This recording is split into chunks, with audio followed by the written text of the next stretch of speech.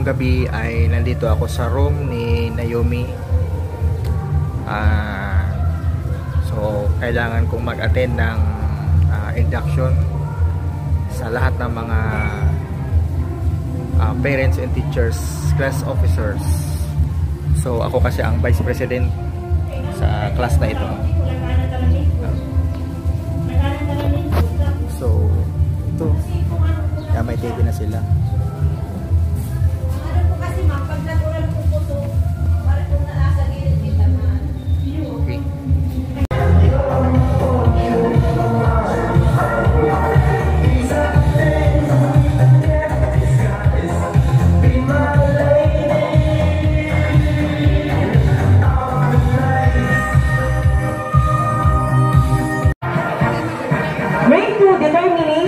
President Jessica S. Dion, Vice President Gianfranco P. Benvenuto, Secretary Christine Y. Peña, Treasurer Maylene M. Lopez, Auditor Taligara, Auditor Regan Arsiga, PIO Joseph. Ang Government Court ay pagawa po ng ating Congresswoman Marisol Tuts Panotes.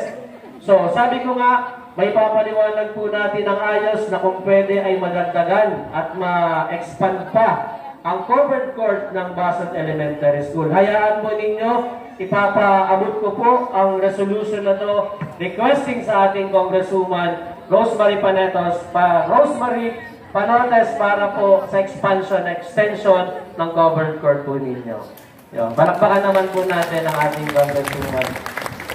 Ngayon po, sabi nga niya, ang mensahe na pwedeng maibigay po sa atin, ang mensahe po na pwedeng maibigay daw po ng ating Congresswoman sa inyo ngayong gabi, base po sa inyong tema na paaralan at tahanan, kapit-bisig.